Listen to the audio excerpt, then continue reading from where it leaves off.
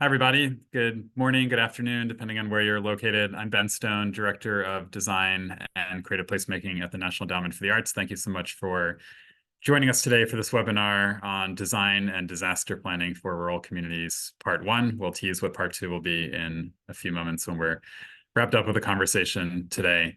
I'm going to be very brief in my intro remarks because we have three great speakers we want to get to and leave time for Q&A at the end. But I did want to share just two quick anecdotes related to the personal anecdotes related to the topic today.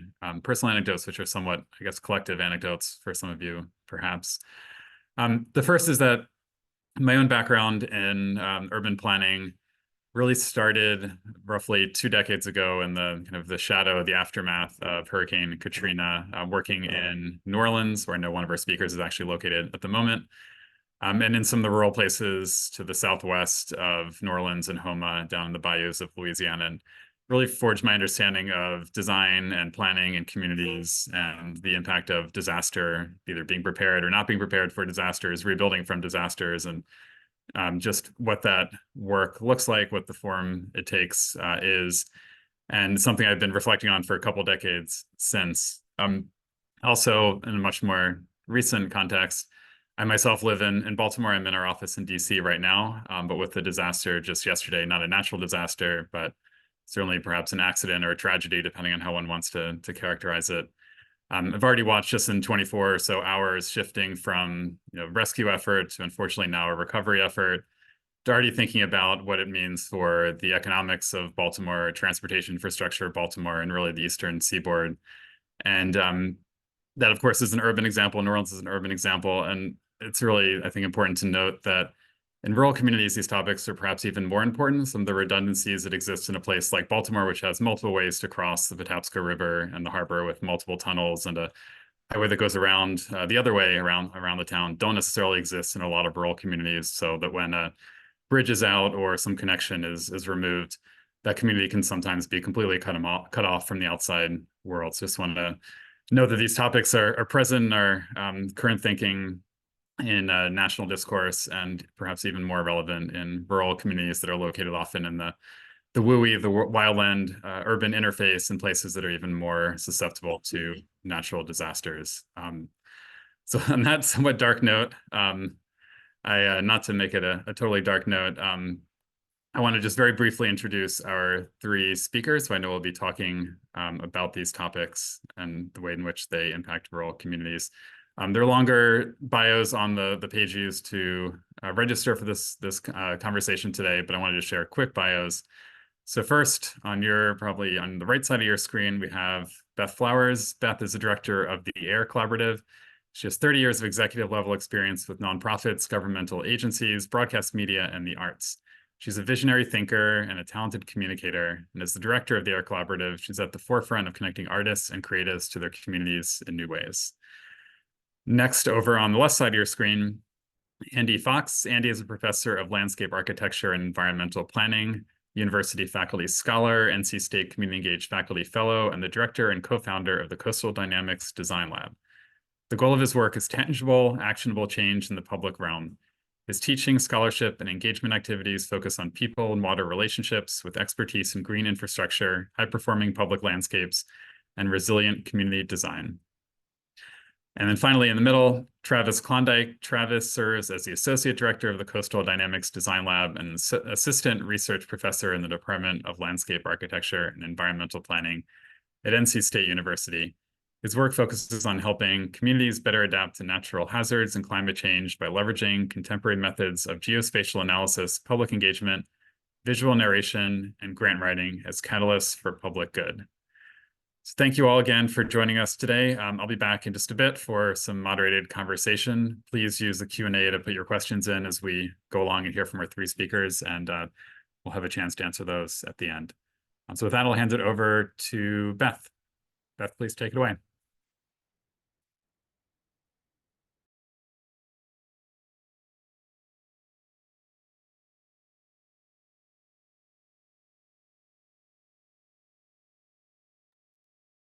Hi, everyone. I'm so happy to join you today. And as I guess was mentioned, I'm actually in New Orleans today, but I live in Frederick, Maryland.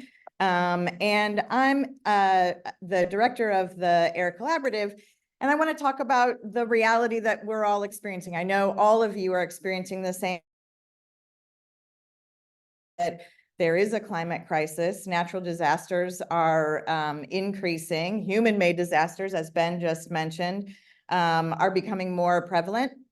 And of course, in the aftermath of COVID, we know that threats to public health are things that are likely to increase as our population changes and as the environment changes as well. And of course, we can't ignore the reality that many of our communities feel really divided at this point as well. We're struggling as humans to connect and to relate to each other in deep ways. And so what we know we have to do is adapt. We have to figure out how to survive this moment, how to be more human-centered, and how to create more resilient communities. Something that you all may have experienced is that the creative sector is often overlooked in a crisis. And the way that we define a creative sector is that it, of course, includes the unique people, businesses, history, places, and events that make your community special. And in a disaster, there's such an important piece of helping the community see hope and the history and culture of place.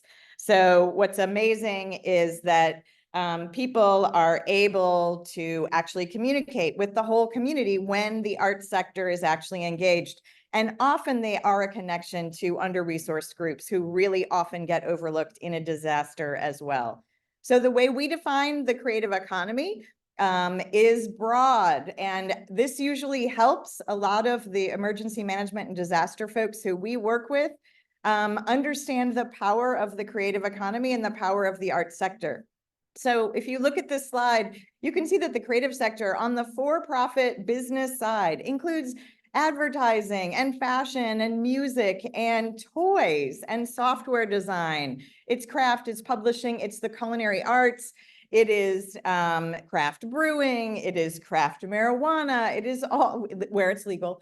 And all of those pieces make up a huge portion of our economy. And then there's the part of our communities that are often served by nonprofit or governmental agencies that feed the creative economy.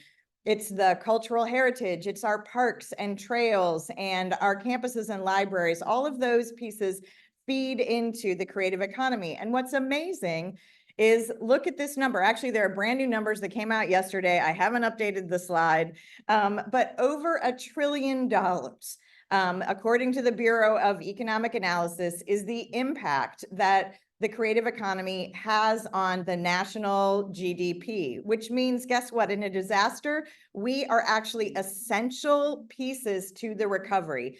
Because look, only retail has a bigger portion of the economy as a sector. So it's such a huge, important thing that we be included. And yet here's the bottom line. The reality is the creative sector is not being prioritized by resources from FEMA and from other federal agencies in disasters. Now that is starting to change thanks to wonderful lobbying on lots of people's parts. But this is a really important piece, is that we are not a part of the budget that is being served. So here's the solution that we've come up with in the last couple of years. The AIR Collaborative is providing the support and the workshops and the programming to create a brand new crisis analysis and mitigation coach network across the country. We're doing this for and on behalf of the National Coalition for Arts Preparedness and Emergency Response, fondly known as NCAPER. And during COVID, it really occurred to us at the AIR Collaborative that the work that we've been doing for 10 years that has been focused on growing the creative economy, that was about collaboration and design thinking and actually helping people who aren't often in a room together to learn to work together, that methodology would be critical and could be really useful in the disaster sector and in the emergency management sector. So we modified our programming and in 2021 hosted our first our facilitation training and to start to work in their local communities. So although we're training nationally, and actually all of our, we've had 3 cohorts go through our facilitation training to become CAM coaches. And we train online. They've actually never been all together in one room. We hope that will happen again sometime soon, but they're all working locally. And that's the really important piece of the AIR work, is making sure that people are trained who are on the ground, who really live in the communities where they're working. So what we get trained on is the disaster cycle and emergency management protocols, but then deep facilitation skills, coaching skills, and resources to help build a local network. So the methodology that we use is pretty simple. It's all about 3 steps, which include gathering often, learning together, and then this is the important step, which is moving into action. So what we do by creating programs and workshops that gather people, help them learn similar skills, is that then they learn to actually work together, and it inspires hope and empathy. Diverse community voices are actually at the table at all times, and new leaders emerge. And this is probably one of the most important things that happens, is that by having unusual people who are not often at leadership tables in these workshops, new leadership really does emerge, and the communities become prepared and are really embracing readiness that's required. So the way we run our programs when we're working in communities, when our facilitators, our coaches are working in communities, is they start with a workshop called the Engage Workshop.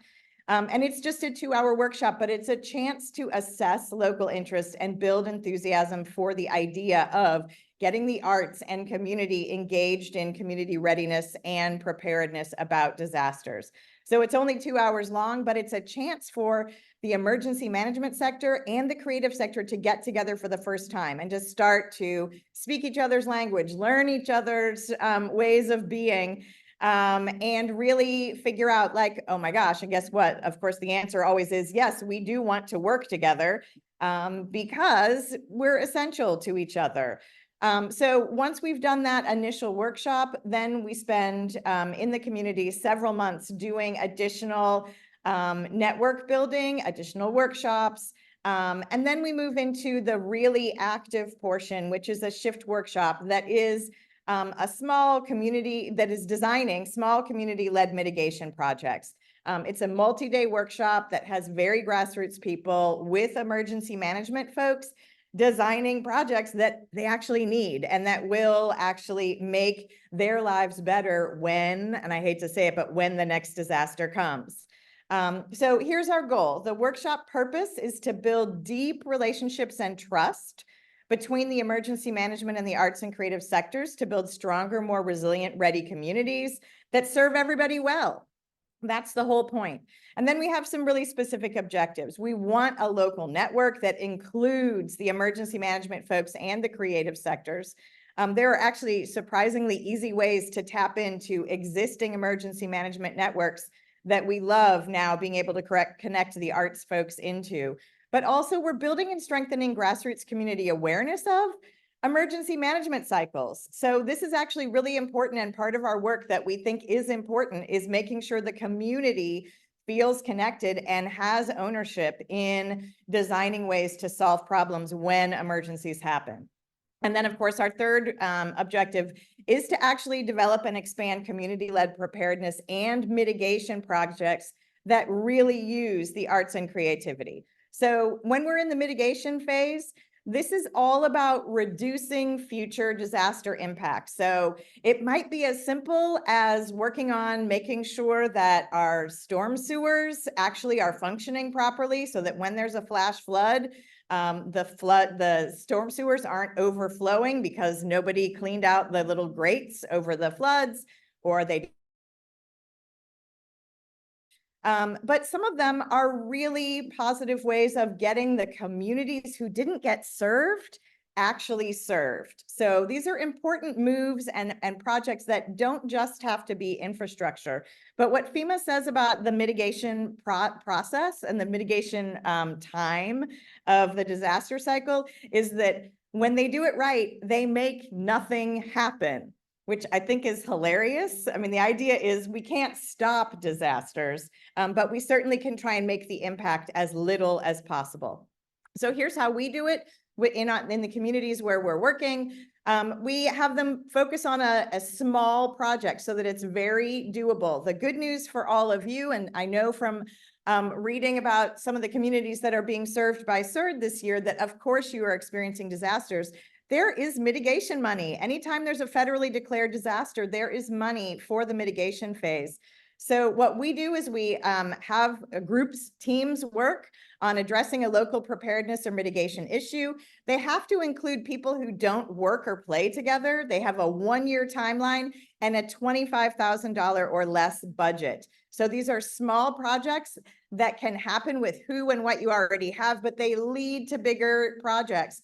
And because you now are tapped into the mitigation world of emergency management, all of a sudden the arts and the creative sector are engaged more often in those projects. So one of our first mitigation projects and workshops was in Houma, Louisiana. It was just about a year ago, and I am back in Louisiana to work in some other communities in Louisiana because the process worked so well in Houma. The goal of their workshop was to mitigate coastal erosion and climate change. However, because local people, and even though they were local people who decided what they thought the workshop should be focused on, when people actually showed up, they said, you know what, that's nice to talk about that. But the problem when Hurricane Ida hit was we couldn't talk to each other. And we want to talk about communication problems and what do we do when a hurricane is really happening that can make communication actually possible. So we had 2 teams that designed projects. And they, in just one day, achieved consensus on what their project was and did a business plan for their project. So they really work hard in that day to not only understand each other, but also to be practical and realistic about what they can accomplish because they want the projects to happen. And since we have emergency management and in our case, parish and regional leaders involved, in addition to community members, it really is possible to make these projects happen. So again, their goal was to mitigate communication issues during the hurricane. And what they were able to do for Tune in Terrebonne was identify that they knew because the emergency management director for the parish was in the workshop, that they had just identified a radio station, a for-profit radio station that was going to be the designated point of communication that was going to have all of the resources for battery backup, power backup, transmission backups, so that they really would be able to broadcast in the heart of a hurricane. They know how to do this, but not for more than one radio station. But since they knew that, it occurred to everybody, well, that's great that there's a radio station, but A, does everyone have a radio? How are they listening? If the internet goes out, they're not listening to internet radio of the station. And isn't the news maybe not enough? And so what they decided to add to the radio station was having local DJs, ministers, and music being played that is all a part of the purpose of the radio station. So that is a powerful change to providing hope and connection to community that makes a huge difference. It didn't cost any more for the radio station, but it made all would feel knowing that they were able to access their ministers and music that feels like home in the midst of a storm. There were churches involved in the planning of this project. And so they were really excited to also help with some problems related to trust. Because not everybody wants people to know where they live and what they have in their household. So there was a really important bridge that was breached in a good way by this project, which was having the churches actually lead groups of folks to go make sure that they could collect the names and addresses of people so that we knew where they were because they weren't comfortable with the census. And crank radios became incentives for sharing data. So the other project that is in prototyping phase was a 15-foot tall Cat 5 safe metal tree that designates where to go get stuff when a hurricane happens. So where do we go get the water? Where do we go get the food that's coming in? How do we get charge up power? There is a place in each of the parishes where these things exist, but it's not always clear. So the idea is, let's make a piece of art that represents rebirth and life, and is hurricane safe, but that also can broadcast the radio station, has loudspeaker and lights, but is also a real symbol of each community. So the work that we're doing now is building off of the pilots that we did last year. We're working in the city of St. Louis and now in Lake Charles, Louisiana, and in Appalachia as well. So hello, Kentucky. So delighted to be back in conversation with folks from Central Appalachia again. But the real goal of the work that we're doing in both St. Louis and Lake Charles is to really have more people trained than just the CAM coaches, to actually be infiltrating the regional government and infrastructure for emergency management, because we found out something pretty important in the work. Which is that emergency management and other city agencies and regional agencies are often not in communication with each other either. So we're able to actually, through this process, help them learn to communicate better. It allows us to build the art sector into the work that's happening. And the big takeaway that we have is that the art sector does not have the capacity to do this work, even if they're funded. We are too much over the top. So what we're really doing is working at the local level to leverage other allies and resources. And I'm going to turn it back over to Ben.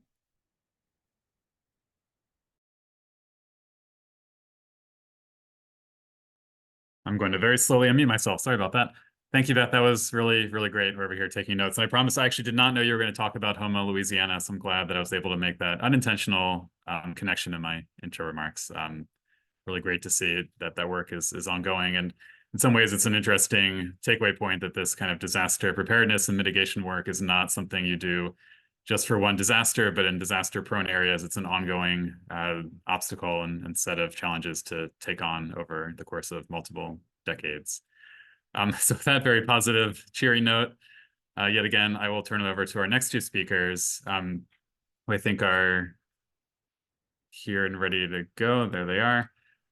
Travis and Andy, North Carolina State, please go ahead.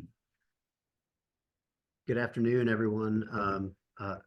I'm Andy Fox. This is Travis Klondike. The way we'll break up our talk today, I'll be providing some overview about who we are and the ways in which we work. And then Travis will walk you through one in-depth case study so that you can kind of see our various processes in action. Again, we're with the Coastal Dynamics Design Lab, which is a community technical assistance initiative. And we're within the College of Design at North Carolina State University. We are set up to assist communities through multidisciplinary research that uses design to kind of test ideas and gain community consensus, build community consensus, and then ultimately be used to bring in the resources to enact the change. So some of the things that Beth alluded to as well, our work, our goal is to eventually become obsolete. Building true capacity is to not be there having to do the things all the time. And so even though we're in communities for long periods of time, 7, 8 years, perhaps, current examples of our work, we're modeling a process that we feel, communities can get exposure and experience with, and then be able to undertake those actions themselves. And that understanding also that momentum happens through incremental change, a series of small investments that are meant to work in concert is much more feasible in our experience than one mega project, especially in the context of small, rural, and limited resource communities. And the communities that we work with are predominantly in Eastern North Carolina, which is a very flood-prone community, but we also work in Western North Carolina and other communities as well. So we're in the coastal plain. So that's the coastal dynamics is really about what happens east of Raleigh, where we're located. Low-lying areas, meandering riverine systems, low-lying, prone to flashy floods. And so very agrarian-based, rural, facing a lot of different economic challenges as well. And so what does that look like in the face of a changing climate and recovery? And we know that this is not unique. Calls like this are important because it brings together a broader national conversation and community. This is some work that we did through one grant-funded project that mapped really rural exposure, looking at FEMA-defined their national risk index. We call these pink areas hotspots, where disasters are expected. And when you look at the numbers in aggregate, this is 30% of the total land area in the United States. And that land area that is exposed to these risks is 2.5 times more rural than US average population densities. And so rural communities are on the front lines. We know we're not telling you anything you don't already know on this call, but that is the focus of our work. And specifically, when you look at North Carolina, on the East Coast, other than Florida, North Carolina lights up.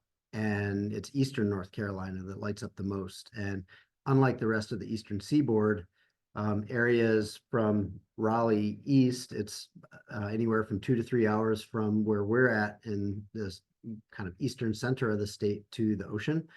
And that whole area is predominantly agricultural, predominantly rural, which is unique along the Eastern Seaboard. The case study that Travis will walk you through is Pollocksville, North Carolina, which is in one of the smallest counties in the state by population and by area. And so we selected Pollocksville based on the successful outcomes there, but also their population size. They are less than 300 residents in Pollocksville. And so we understand working with communities as small as Pollocksville. We're typically in the range of 20,000 to 200 in terms of the work that we conduct. And of note, we also understand the capacity limitations of communities like this. Pollocksville has a volunteer mayor and a part-time town clerk, a 0.75 FTE employee, and that's it. Everybody else is on a volunteer basis. So even if a lot of money flows into these communities, can these communities administer, those funds that come through disaster mitigation? And so our work is kind of situated within those realities. And then from kind of a big picture, how we think about our work and the lessons learned from our work is that traditionally there's kind of 2 camps of thought when it comes to hazards. There's mitigation, moving away from the threat, and there's adaptation, which is evolving with it. Our work is really focused on blending these two and understanding that it's this kind of local retreat. It's micro-migrations locally that attach to adaptation strategies that start to place a premium on keeping people in their community, which is necessary for true resilience. It's those social networks that are critical. So people moving away doesn't necessarily help that locality. And oftentimes people cannot move. They don't have the mobility based on price points in adjacent major metros. And so we're trying to give folks the option to remain in their community and strengthen their community, thus kind of taking a more holistic position on what resilience looks like. So we sit in this pink zone, designers and planners, and connecting community needs with both project identification. So what are the projects that are needed to actually move a community towards being more resilient or helping to speed up their recovery time? And we try to bridge that gap, so to speak. And that's through, that's through teaming with local advocates and stakeholders, but also bringing in technical specialists to help with that work. So we are not the only ones doing the work. We're very proud of our ability to build teams, and it's the networks that Beth talked about that are really, really critical to this, because these are very difficult challenges, and so they require really robust teams to be able to get at them. And so before I turn it over to Travis, I want to give you kind of prerequisites to our work that we think are really essential for small rural communities, at least from a service provider standpoint. And one thing to note here, we are with the university, but we are 100% soft-funded, like a lot of entities, whether it's private sector, NGOs, where we're writing grants to be able to provide the technical assistance at no cost to our community partners.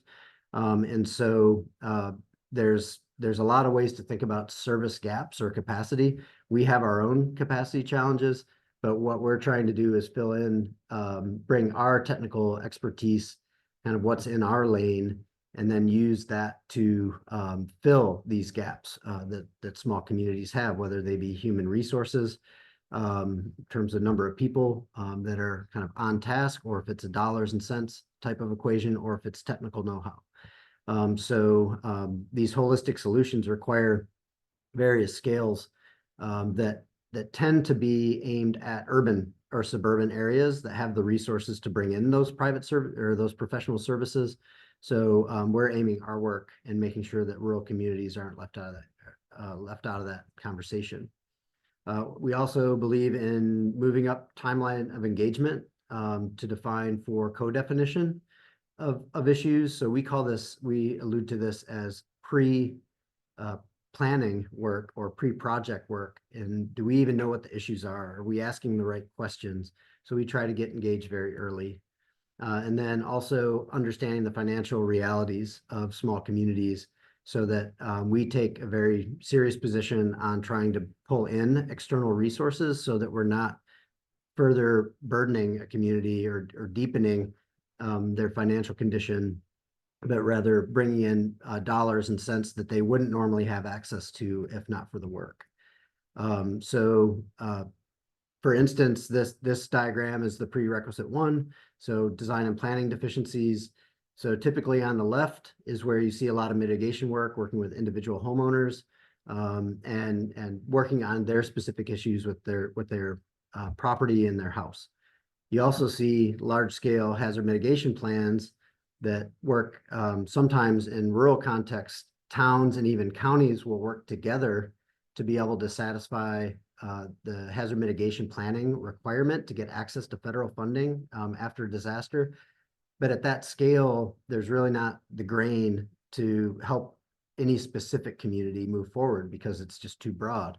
So this area encircled by the pink is really where we see traction, and that's working at the community level that deals lot by lot and home by home, but it understands that within the fabric of the overall community, so that everyone's kind of working together to understand, well, if I make this choice for my family, how might that impact others, and vice versa. So this is really key. Also is the time factor. This is a normal relationship of communities with service providers in which a municipality has one project in mind, and they issue an RFP, a designer comes in or a service provider comes in and works on that one project. Very narrow in definition, usually. Like, let's solve this one problem. This idea of pre-project or pre-planning work is really critical because it moves that conversation ahead of making those choices to say, again, what are we working on? What do we need to work on for more total community health? And then through maybe really rigorous analysis, other projects are identified, which instead of now one project, there might be multiple projects, and each one of those kind of fits the total community puzzle to build that resilience in a more robust way. And then lastly is thinking about the financing component, and that's bringing in external financiers, grantors, local philanthropics, that aligning these projects. So all the projects that are identified, how do we start thinking strategically about how to connect folks with with real dollars to implement those projects at scale. And that's building this incremental change. And it's also building relationships in doing so, because smaller projects in which there may be a greater success in terms of implementing a series of small projects than one big one, that starts to build relationship between community and funders, in which at each subsequent phase, you become more and more successful and more competitive because you're building a portfolio of successful implementation. And with that, I'll turn it over to Travis, and he'll walk you through how these kind of three components come together in a place the size of Pollocksville, North Carolina. Thanks, Andy. So as Andy mentioned, I'll walk through the Pollocksville floodprint project as a case study for how we have used these three prerequisites of fit, time, and money, and applied them in a very real way with tangible outcomes and a small rural community in Pollocksville. The kind of short summary, high-level version of the outcomes to date in Pollocksville is that we're able to serve and assist and help a community of less than 300 people respond to a 1,000 plus year flood event, being Hurricane Florence in 2018, through a planning, design, and engagement process that has to date raised over $2 million in external grants and match commitments to support the projects at a speed of 12 months after the Pollocksville floodprint plan was adopted by the town board. So I'll kind of walk through different components of the plan and the processes through the lenses of fit, time, and money, the three prerequisites that we talked about early. So this is the Pollocksville floodprint plan in 3D view. Again, you will notice that if you kind of look at this, the scale of the types of projects that we're talking about, I mean, you can see individual buildings, you can see individual lots and parcels, you can see primary roads, the river. But again, it's at a scale in which you can identify specific projects, where you can see how different projects connect with one another. So it's bigger than just one individual lot, which you might typically see in hazard mitigation projects. But it's more zoomed in than what you might see in a hazard mitigation plan. So again, this is like that neighborhood, commercial district, kind of town focused scale that we think is really important for being able to nest multiple projects together to really see whole community resilience come to life. Another thing I'll note here is that the color coding of the callouts are really important here. So here we're able to connect new recommendations in teal with existing projects the town was already taking on in the dark gray color prior to our involvement. And so this as an example, the town was already in the process of seeking to relocate their flooded town hall building away from the river to a new site out of the floodplain on Main Street.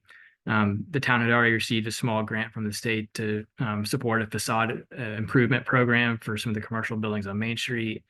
And again, we were able to kind of dovetail some of these projects with new ones to have a more holistic kind of whole community vision of resilience in Pollocksville.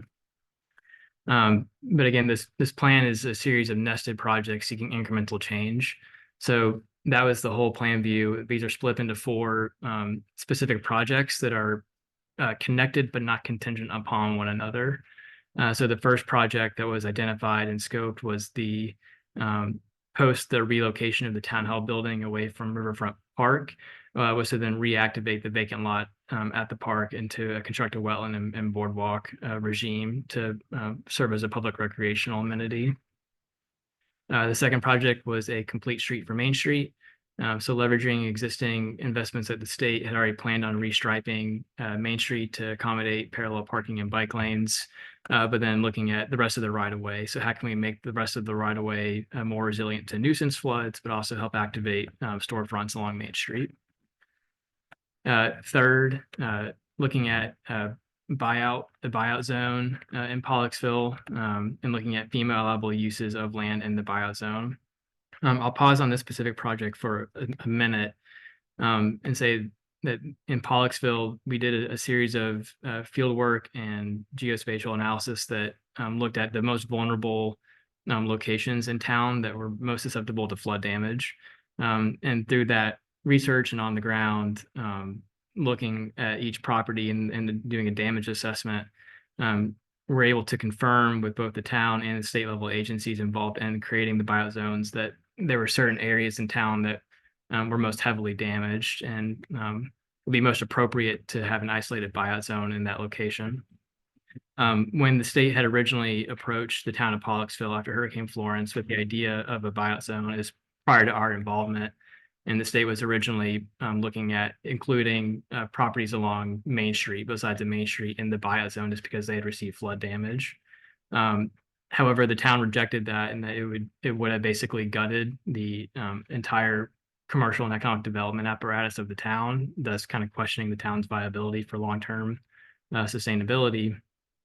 But they were still open to the idea of buyouts, just not along Main Street.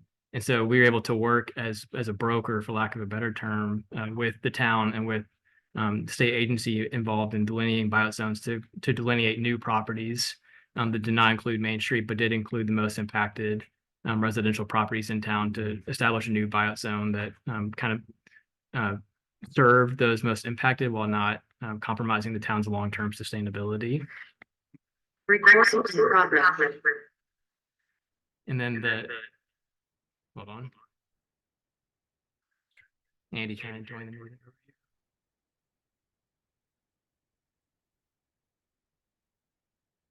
Hopefully it's not echoing anymore. Apologize. I'm trying to get in there. Just leave it.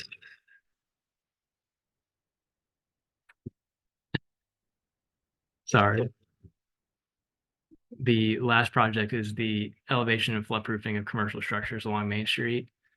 So similar to the on-the-ground data assessment that was conducted for the buyout zone properties, we also looked at all the properties in the floodplain along Main Street and assess their viability to be able to structurally take on the elevation of the building or retrofit of it via floodproofing. And then in some cases, there are a few buildings that are so far structurally damaged that really demolition and rebuilding was the best alternative. And so we're able to provide really specific recommendations and alternatives for each particular property. And then of these, we were able to work with 7 different properties through this process to actually help receive funds to fund the elevation and floodproofing of some of these buildings. And then kind of, again, staying in keeping with the prerequisite of fit, this entire process, the development of the projects, where we're focusing, this is all guided by community input. So for us, this particular project was happening during COVID, when, we were starting to kind of come out of a lot of the stay-at-home orders. And so the early parts of engagement that we conducted with Pollocksville and with residents included online and paper mail surveys, which we received feedback that way. But then as the project went on, we were able to do some in-person events. And so, we are really big in presenting alternatives for people to assess and provide feedback on. And so in this particular case, we showed 2 different kind of plan alternatives for that showed different types of projects that were we felt were most viable based on the environmental conditions that existed. And then we asked people to vote on them. So there were 8 different projects identified that were new and building on top of existing projects the town was already taking on. And we asked people to pick their top 4. And so through this process, we're able to identify the top 4 projects to help build a more resilient community in Pollocksville on top of the efforts that the town was already taking on.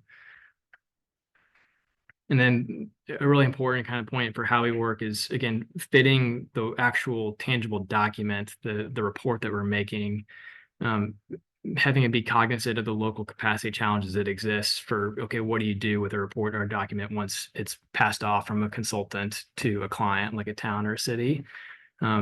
We feel strongly that reports or plans should not sit on a shelf.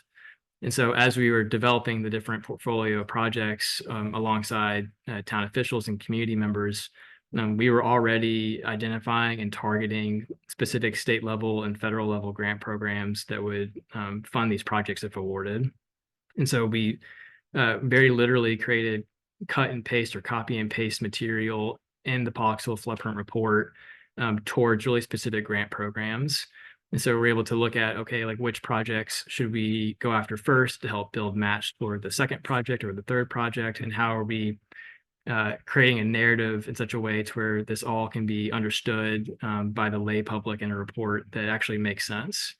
And so we spent a lot of time on creating graphics and spending a lot of time on technical writing that both fits grant program requirements, but can also be understood as one singular story in a technical report. I'll kind of switch to the second prerequisite of time. And so here I'm going to kind of lay out, from when we started working in Pollocksville on the floodprint project to more or less current time and current day. So right out of the gate, the initial floodprint process was about a 12-month process starting in July of 2020 and then going through July of 2021. This was funded through the North Carolina Community Foundation. Again, this was separate from Town of Pollocksville monies. In pink, these are highlighting all the grants that were applied to. So you can see there's a coupling of live grants that are being submitted to right around the date of adoption of the floodprint document. And I think this really speaks to, again, how copy and pastable a lot of the Pollocksville floodprint document was to these identified grant programs. So we're able to take a lot of the work that we had already been doing as part of the North Carolina Community Foundation grant and use it to apply to these grant programs in really short order. All of the grants that were applied to were awarded. Today, there's 9 in total for Pollocksville. There are a few things I'll call out here just to kind of speak to the types of grants and funding commitments that have been received to date. One was shortly after the Pollocksville floodprint was adopted. We hosted a project pitch series of presentations with about 15 or 16 state level and philanthropic agencies that we felt like would have a likelihood of wanting to support financially some of the projects being proposed. And so through this project pitch forum, the Jones County Economic Development Commission committed $15,000 in match. The town of Pollocksville had a $20,000 reserve of unused monies that they were willing to contribute as match. And the Jones-Onslow Electric Membership Corporation committed $10,000 in match. And so here at this really early moment, we're able to establish about $45,000 in match, then applied towards future grant applications where match was required. And so this really kind of kickstarted, from these larger state and federal grant programs that there's local buy-in to support the projects being proposed. And then as you kind of move forward in time, again, there's a $50,000 nonprofit award from a regional nonprofit that was awarded, $114,000 from a state environmental enhancement grant program that was awarded, a little bit over $500,000 from state emergency management was awarded. And then most notably in July of 2022, the elevation and floodproofing of commercial structures was awarded through the FEMA BRIC program. And we're still helping with grant writing and delivering these programs to date, but there was really an important moment of being able to take the Pollocksville floodprint and turn that around really quickly toward these grant programs that enable a lot of these projects to come online very quickly. And teal here, the things that are added are kind of are illustrating how we've been able to help the town implement some of these projects. So, we assist with drafting and soliciting RFQs and RFPs and bringing on external consultants to help deliver some of these projects. And then we've just started completing some of these projects. So project 1, the constructed wetlands and boardwalk project was completed last summer. The Main Street project for streetscape enhancements along Main Street was completed last December. And so we're continuing to move forward on delivering these projects with the community. And again, our involvement here we view as being critical because we're able to connect planning recommendations and identify grantors with the projects and help them see all the way through, so that we can help the volunteer mayor and the part-time town clerk work through the nuance of which grants are serving as match for these other grants and which grants are funding certain projects and initiatives. And a really important kind of point going all the way back to the third prerequisite of money, the amount of money that town of Pollocksville was able to commit of $20,000 was a very protected resource. So again, this was held on to for the town. That was not used to support the initial investment in analysis and planning, but it came at a point in time where it was able to help deliver the implementation of some of the projects and do so in a way to where it was really leveraging their investment many X on top of what they've already committed. And so if you kind of look at in total for the town of Pollocksville, they're able to leverage their internal investment of $20,000 total over $2.26 million in external investments. So rather than them spending that $20 million to pay for a $20,000 analysis and planning exercise, which may present limited outcomes attached to it, is able to be leveraged in a way to where it's able to help realize over $2 billion in external grants, serving as match. So again, that's the Pollocksville floodprint kind of project in a nutshell. Again, the project that is both proposing new resilience-focused projects, but blending with existing initiatives that the town is already taking on. These are some pictures shortly after implementation of Project 1. So the constructed wetlands and boardwalk at Riverfront Park. This is a rendering showing some of the improvements that were finished at the very end of last year and beginning of this year for Main Street improvements in Pollocksville. And these are some example graphics from the FEMA brick submittal, which again was helping support the elevation and floodproofing of several commercial properties along Main Street in Pollocksville. The last slides that we'll kind of end on here show that this process has been replicated in multiple places. And so these first three communities being highlighted, Lumberton, Princeville, and Pollocksville, these were the first three communities in which we were really kind of piloting this way of working. Again, where we're embedding the grant writing into the project planning exercise and helping administer the projects through implementation. So these first three, Lumberton, Princeville, and Pollocksville, these were all funded in large part by the North Carolina Community Foundation to fund our effort in these communities. And then using these as pilots, the North Carolina Office of Recovery and Resiliency, NCORE, has since funded us to complete 6 more floodprints in smaller communities throughout the state, which we're currently in the middle of right now. And again, these dollar tallies are showing the external investments either awarded or currently submitted to and pending in each of these communities. And so we're about a little past the halfway point in the current 6 floodprints being funded through NCORE. And then again, based on these outcomes, we're able to do in the future through the beginning of 2028, 4 more communities using a similar approach. So in total, this work has thus far supported about $33.8 million in external investments in the communities to date. Again, we're talking largely bricks and mortar projects that fund things from nature-based solutions to elevating commercial buildings. And from the grantor side of it, we're able to show there's about a 30x ROI on the money spent on research planning and grant writing towards implementation of these projects into the communities being served. So with that, we'll kind of end our presentation. This is a link to our website being provided here, coastaldynamicsdesignlab.com. And again, our emails are at the bottom of this title slide as well. So feel free to reach out should you have any questions. And thank you all. Thank you, Andy and Travis, and Beth. We have so far just one question in the chat. I have some of my own, which I can ask. Oh, and there's another right on cue. How about that? I'll start with the first one because it's a really short one for the NC State folks, which is, do you all work outside of North Carolina? The projects you shared, of course, were in North Carolina. And my own follow-up question to that is, if you don't work outside North Carolina, do you have any resources you might share for folks who are outside of your region to be connected with folks who do similar work to what you all do? We're certainly open to working in other places. Our focus and the predominance of our funding has been within the state, and so and given our land grant mission, we're really connected to our communities. But we have worked in other places, also in conservation-based projects. We see conservation as a mitigation strategy, and so that's kind of the other side of the environmental planning world that we live in professionally and within our department, is to work on that. And so we've been in Virginia, New York State, and other places. And now the examples that Travis shared too, even within North Carolina, places like Canton and Clyde, which are to the far west in Appalachia, working up from the impacts of Tropical Storm Fred specifically. That's great.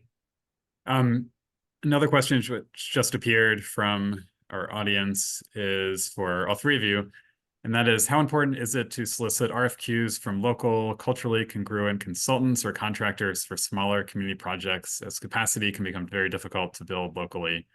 Does it depend on the scope of the work, more or less visible, technical, or engagement focused? Yes. Yeah, so we've actually, helped bring in consultants that kind of fit a wide range of local versus even international technical expertise and ability to perform scopes of work. So as examples, some of the FEMA grants that we help communities write require really specific technical information and know-how in order to be competitive. So like doing a benefit cost analysis or doing hydraulic modeling, these are like really specific lines of service and expertise that may not be available locally in some cases. And so in a lot of projects, we either deliver those services or we bring on project partners to deliver those services when they're needed and as part of our scope of work. And then for actually implementing the projects itself, we deliver projects in a number of different ways to build them out. So we actually prefer to do a design build project delivery type for a lot of the projects, and that oftentimes will involve a local or regional general contractor, someone that can be present often to see the projects through. But in some cases, again, the technical side of the projects command that there's expertise that may not be available locally to deliver. Like if you're doing a stream restoration project, it requires really specific knowledge that may not be available at a local level. But we definitely kind of blend that, this based project by project. A lot of times we'll work with folks that are, within a short drive to be present to build out projects. And other times it just requires folks to come in based on the expertise required. And it helps to build local economies. If it's a local contractor and those dollars are staying local, material supply chain is trying to place that value. So in a lot of our work, specifically to the timeline Travis presented, our role shifts. As members of a university, we do not move into like design and design specifications. We rely on our good friends in practice to do that. So number one, we feel like we're building, a practice culture in the state as well, because we're connecting really great practitioners with communities with needs. And then we shift our role post these larger grant awards and we turn into community advocates because we understand what went into the grant application. And we understand the community input. What's the intent? What's the vision locally? And then we can be there to advocate for that because we can continue to serve kind of as an interpreter, which design, construction speak can be very jargony and different. And so we can be there to help, kind of interpret that and shepherd a project through as it was originally co-designed by the community, because we're not designing this in isolation. We're co-designing it along with the community. I think maybe that's something that that both of our methods have in common, is that really intense belief and commitment that local communities need to decide and need to be engaged at a really deep level for the projects to actually have the outcome that is desired. And so although our processes don't necessarily require outside experts to come in and be engaged, it's actually the work of the engagement that is providing the platform that allows the bigger projects that do then require technical support to have the real connection back to the community that ensures that the projects are really going to reflect what the community wants out of a mitigation project, and that also is really protecting the existing culture and the emerging culture as migration begins to happen. Because that's one of the themes that we're really focusing on this year in the places where we're working is migration itself. I mean, we know that within the next 10 to 50 years, a massive number of people are likely to be moving within the United States. And so what we're working on in all of these communities is actually resilience that is about what does that mean, not just on the infrastructure side, but on the cultural side. What does it mean for that as communities, and that's going to require all sorts of help and care and feeding for decades to come. And one last thing on culture, we're very privileged and fortunate to be working with state recognized tribal affiliations in our work as well. When we get to this point, which we're close in those projects, we assist to write the RFPs, the request for proposals or qualifications. And so even understanding how to craft those to be able to, let's say, pull in architect who is in some ways connected culturally, like they do thoughtful work that is grounded in whatever the cultural norms are. And so, building that cultural competency, again, we can help make sure that that's in a call and it's not so general that you're not really sure what you're getting, because we understand how the private sector works in terms of responding to those kind of opportunities. Thank you all for those responses. That's all great to hear. The next question is actually something I was going to ask about, and this comes from Elise Oliver, which is for the NCA State team to describe the project pitches. I was going to ask, well, I'll admit I'm asking this at least partially from a place of jealousy as a funder. I really wish I had the leeway to set up pitches and ask potential grantees to, pitch a few different projects and figure out a match. And that way there's so many opportunities, or so many times when I think a potential grantee is just slightly off, and then if they're pitching something or only submitting an application to do one thing and it's slightly off, you can't fund the thing they didn't submit. So how did you all pull that off? And could you describe a little bit more what the structure of that was? And Beth, I'd love to hear from you if that's an approach you've ever tried yourself as well. Yeah, I can kind of provide some context there. So we actually, for the first one in Pollocksville, we worked with Hillary Sherman, who's the state representative for the Economic Development Agency in North Carolina.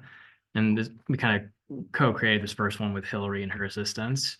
But in this case, as we were nearing the end of the Pollocksville floodprint planning exercise, we started generating cost estimates for the projects proposed and ways in which we could phase each of those projects. So like, what would a $15,000 investment look like, or what would a $150,000 investment look like? And so, like, what are ways in which we could talk about the projects and what type of benefit they're providing the community, and like what are the values those projects are encompassing? So is it like ecosystem services, or is it economic development? But then also like what might like a phase 1 and phase 2 investment might look like for each of those projects, and how much is that going to cost? And so we're able to provide that level of specificity as part of the planning exercise.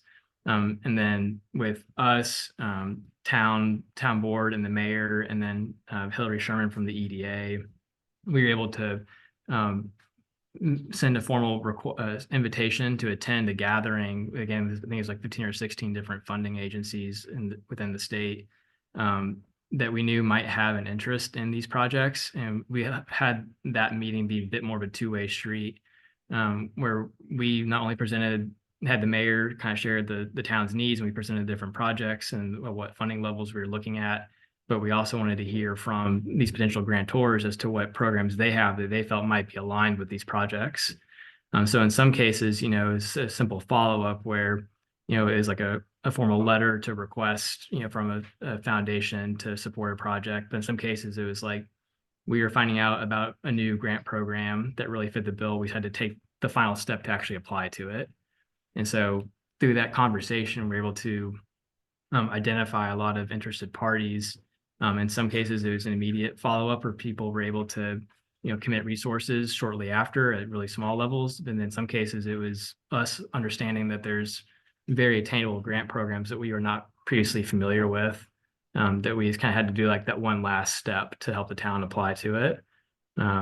But again, that we were able to kind of get about 15 or 16 different organizations on that call, with representation from local town board members and the mayor as part of that conversation. And that collectively, I really think was critical in helping get the projects off the ground in Pollocksville.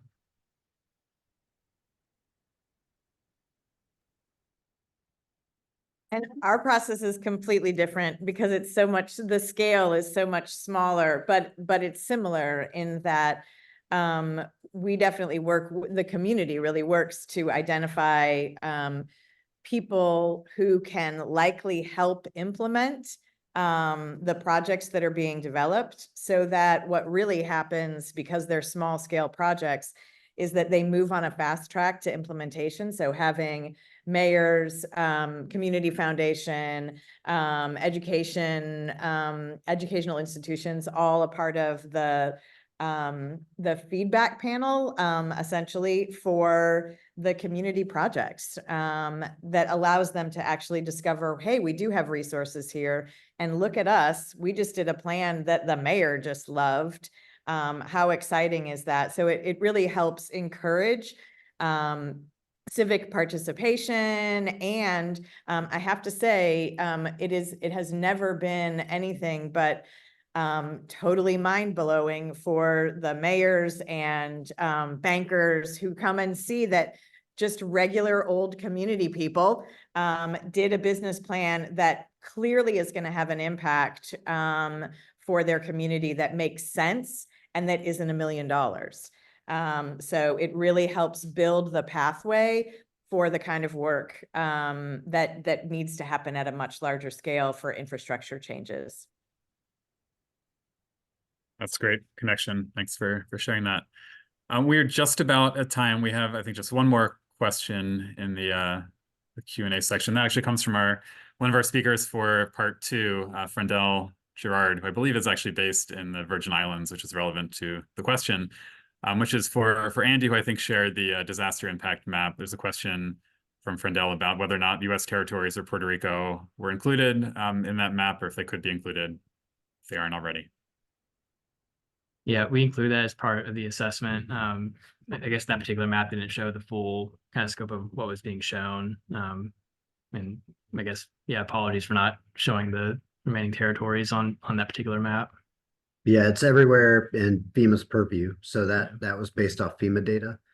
And just again, really interesting in terms of the densities there, because I think so much, at least in our world, in landscape architecture, there, urban planning, there's such a focus on urban resilience and so much money going into, big population centers, which of course is important too, but not at the cost of forgetting kind of these, all the frontline communities that live in these hotspots. And so that was the purpose of that mapping, was really to help underscore, 45+ million people, that's not a small number. And when you start thinking about numbers and not just geographies, you realize, how many people are at risk.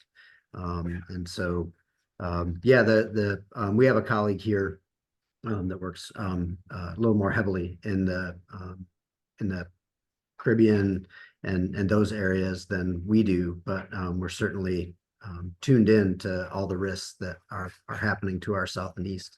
Yeah, and I'll just add too, it's actually challenging until recently to even be able to map kind of the full suite of all 50 states and territories until recently.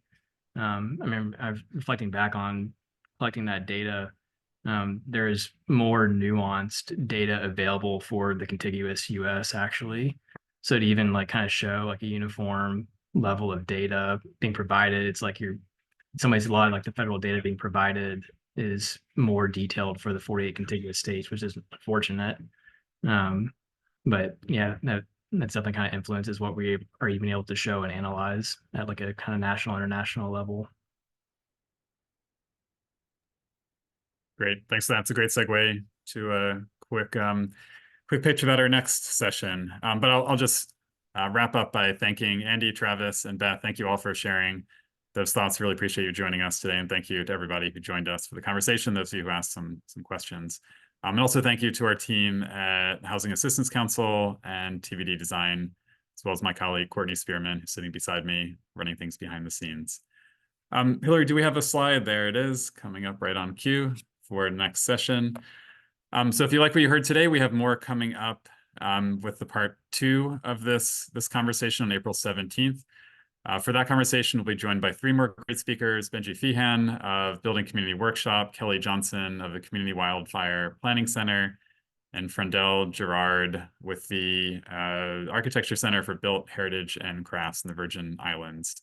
We'll be talking mostly about issues related to home and disaster planning and kind of the residential context of how that issue plays out.